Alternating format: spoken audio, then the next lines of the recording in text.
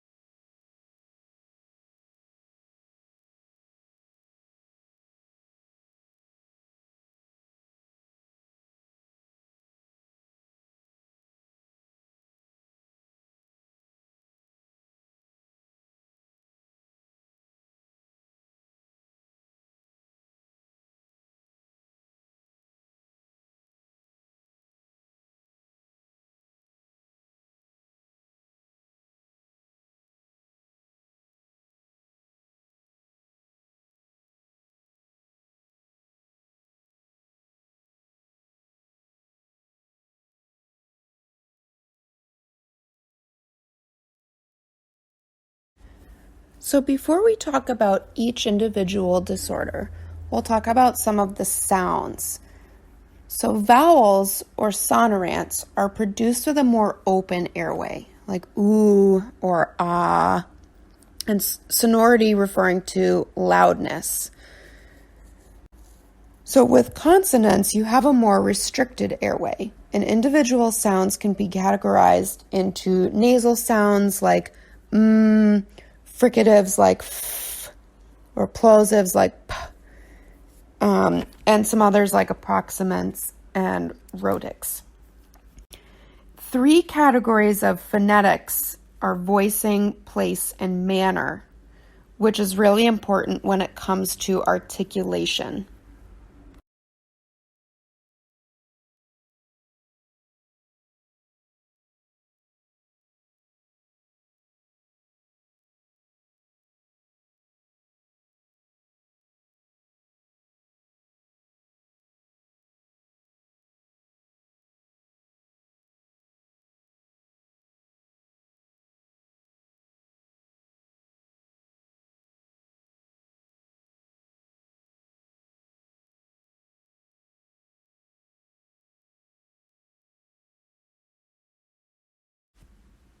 So starting with articulation disorders.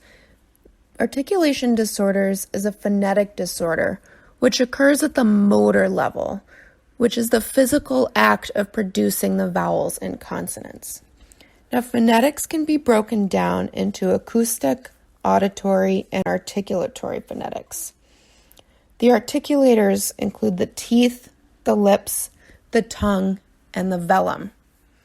So if a person is not physically able to create a sound, it's an articulation disorder. Some examples of an articulation disorder would be substitutions, omissions, distortions, or additions, which you can remember with the acronym SOTA.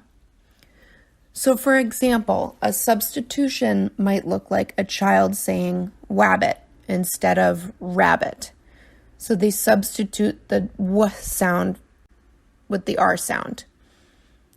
So this shows us how an articulation disorder affects the individual sound.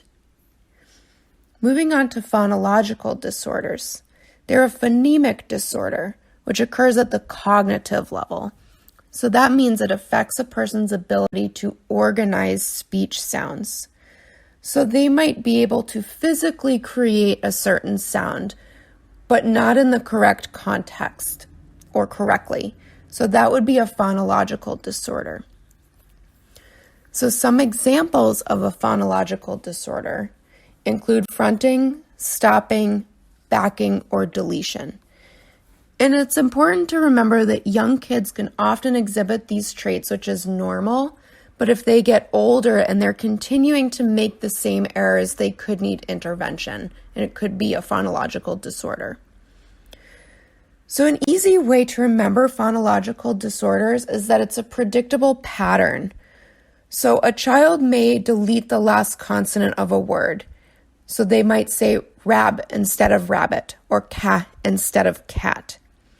And you can see that that would be a pattern, a speech pattern.